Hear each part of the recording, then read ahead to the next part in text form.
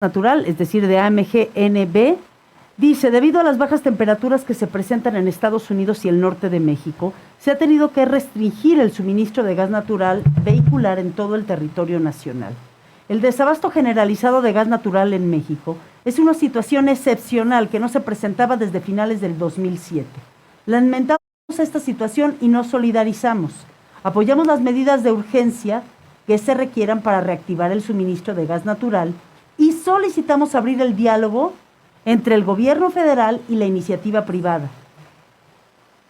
Detallamos algunos de los aspectos: revisión integral de la política de abasto de combustibles, priorizar el abasto a estaciones de gas natural vehicular, emitir medidas de excepción en la CENER, el CRE y ASEA, es decir, sí tiene que ver con una política de Estado.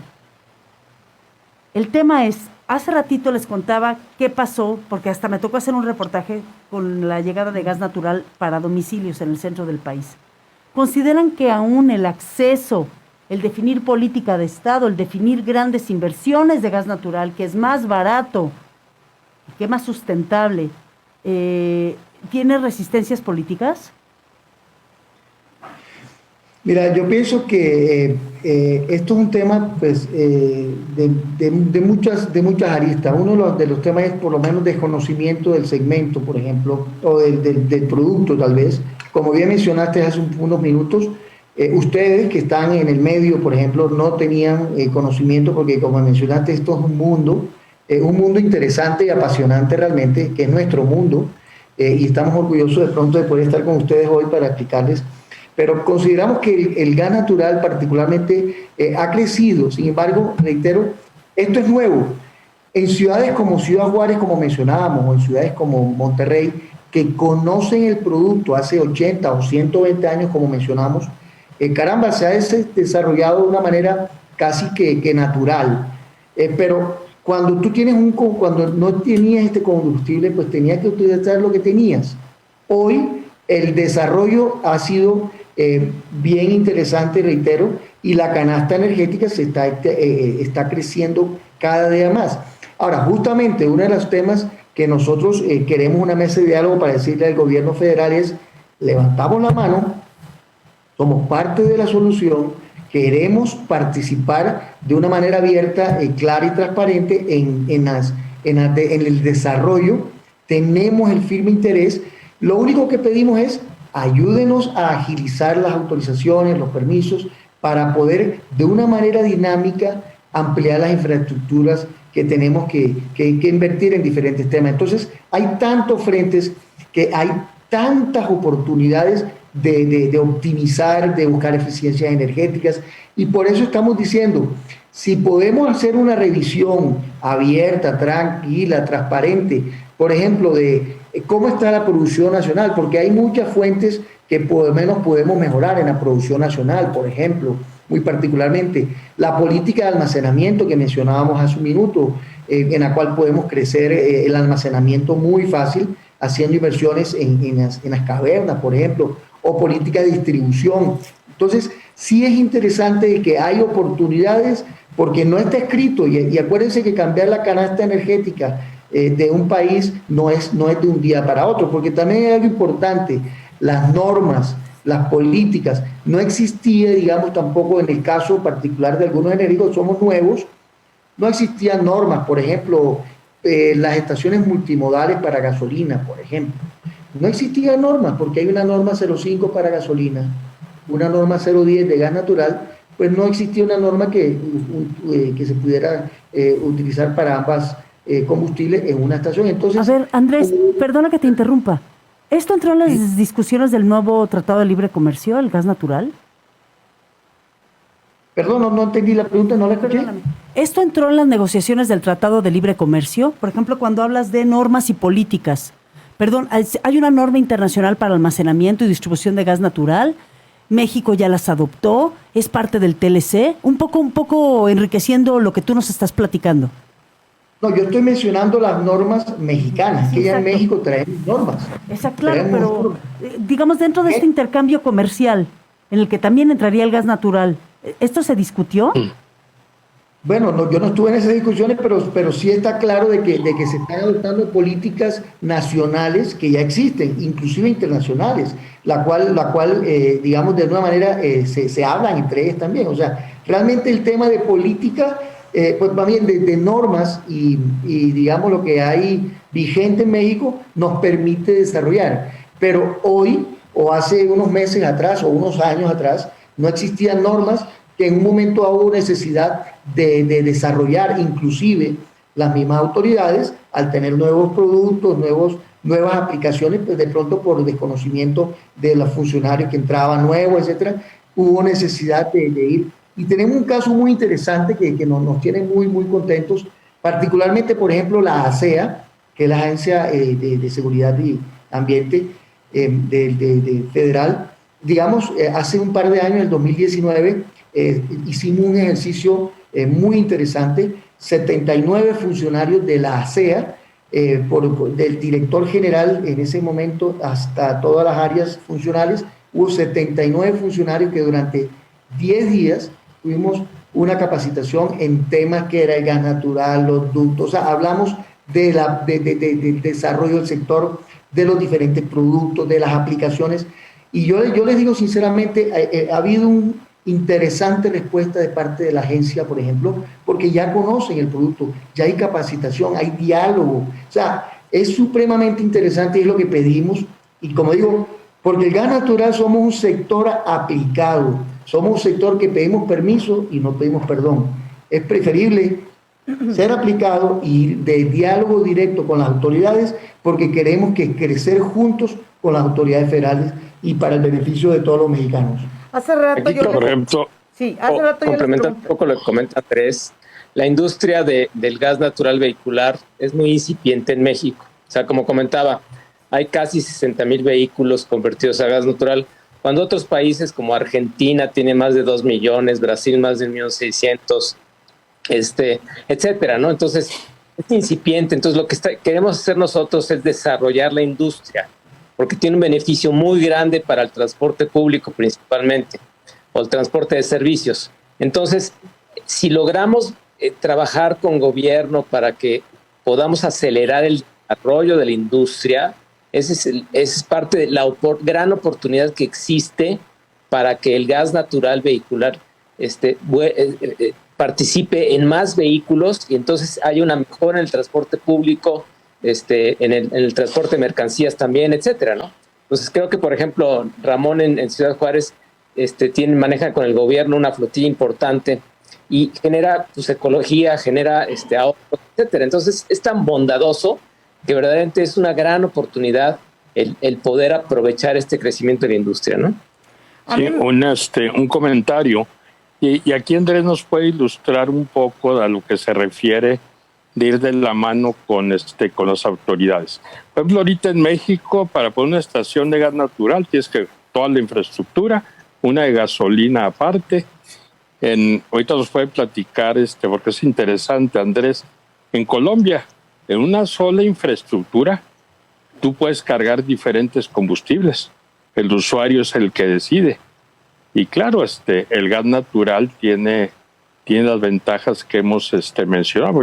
Ahorita aquí en Ciudad Juárez, 1 litro equivalente de gas natural vehicular anda en 8 pesos, cuando la gasolina anda en 15 y el diésel en 20. Wow.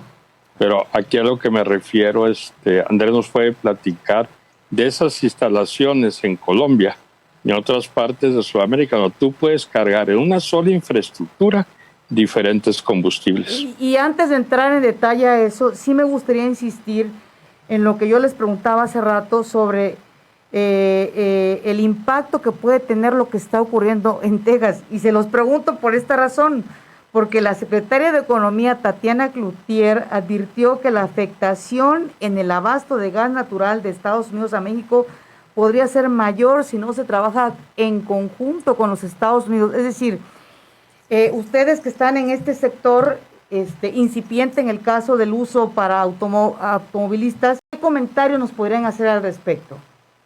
Mira, yo estando aquí en la frontera, estamos más cerca de lo que es la realidad.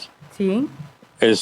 Texas tiene en su suelo una cantidad enorme de de gas natural. Lo que pasó ahorita en Texas fue una tormenta atípica. En la parte de producción de gas natural hacía frío, ¿verdad? Pero no una tormenta como la que ocurrió. Y no sé, pero esto, muy probablemente esto por todo el cambio climático. El mes de febrero empezó a hacer, y a finales de enero y principios de febrero, empezó a hacer calor. Los pozos de gas,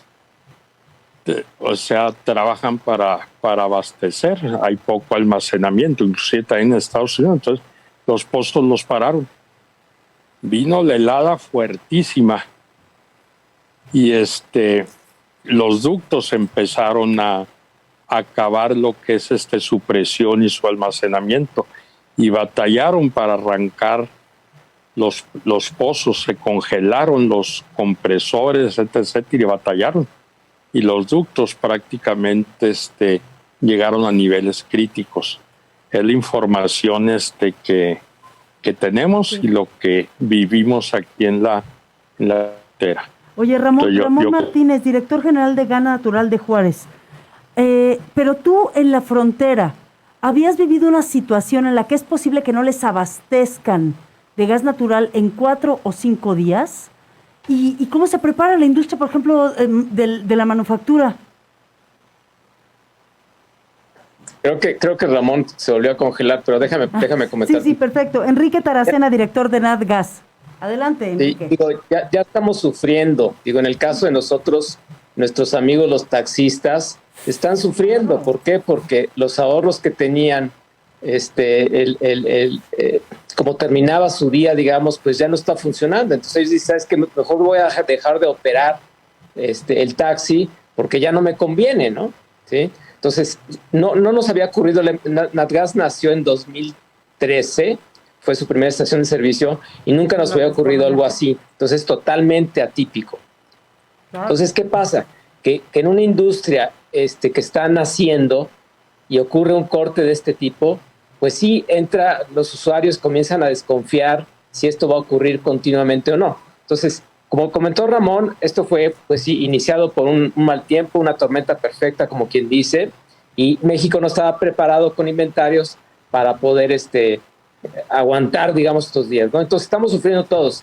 Gas natural vehicular, la industria, la generación de energía eléctrica. Es una cadena tan grande de usuarios que por diferentes partes, digamos, pues nos afecta, ¿no? Entonces sí va a ser un gran costo para el país en la parte de la fabricación, en la parte de la movilidad, en la parte de hospitales, etcétera. O sea, en todos lados el gas natural tiene una importancia que no va a dejar de ser importante en muchos años. Oye, entonces, por eso sí hay que desarrollar caminos para poder soportar cualquier otro mal fecha que pueda ocurrir en el futuro, ¿no? ¿Pati preguntó? Sí. Enrique Taracena, director de NatGas. A ver, fíjate. Perdón, pero estamos partiendo de cero, porque en este programa lo que nos gusta es aprender. A ver, en el caso de la industria estratégica, así como un hospital tiene una planta de luz alterna, hay instalaciones estratégicas de manufactura, seguridad nacional o de salud que tienen que operar con una energía alterna. Por ejemplo, perdón mi ignorancia.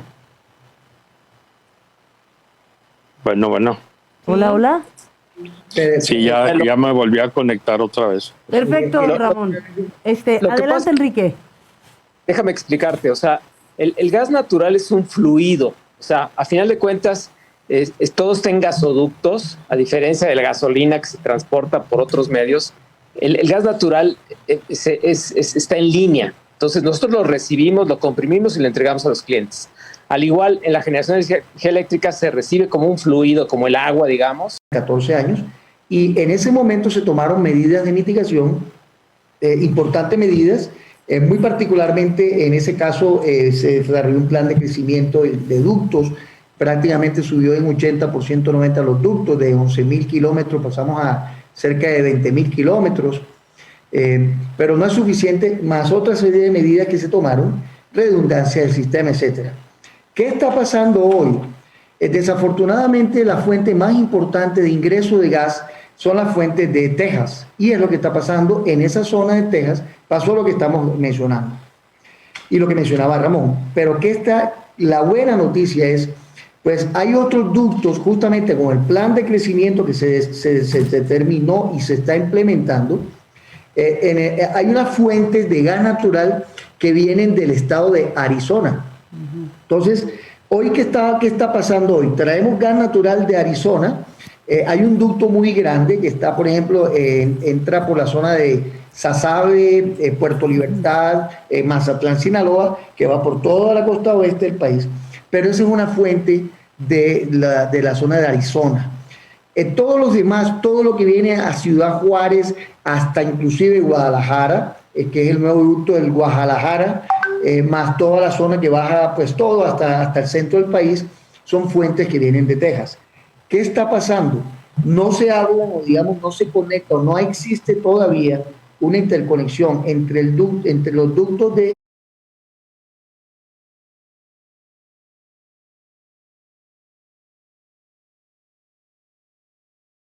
Arizona y los ductos de Texas. Pero la buena noticia, insisto, es que está en construcción próximo, y de pronto Ramón me dará un poco más de información sobre ese ducto. El ducto que está próximo a construirse, a finalizar, creo que este año está listo, que es el ducto Sasabe-Samalayuca. O sea, es un ducto que uniría los consumos que se importen por la zona de Arizona, más los consumos que se importen de la zona de Texas, se interconectarían de tal manera que esta situación puntual, en pocos meses, o no sé si en cuántos días, no lo sé, y me gustaría de pronto, Ramón, si nos das información, pudiera estar interconectado de tal manera que pudiéramos tener, o sea, esta es una situación que nos daría redundancia en la fuente. Entonces, yo creo que es importante mencionarlo porque, repito, esto es una muy buena noticia que estratégicamente apoyaría mucho la seguridad en el suministro del gas. Entonces, sí me gustaría, Ramón, si tienes información de Sí, cómo no. Sí, cómo no. Lo que dice Andrés, principalmente en México se están creando, no si me escuchan. Sí, te escuchamos, Ramón. Ok. Sí, se están creando los famosos, lo que se llama loops para interconectar diferentes fuentes de suministro de gas natural y no depender exclusivamente de Texas. Ahorita esto que menciona Andrés es un loop que va del estado de Arizona y California. Este ducto va a bajar hasta por todo el Pacífico, hasta la altura de Guadalajara, e interconectar con los ductos que van de cercas de Monterrey y los que bajan del estado de Chihuahua.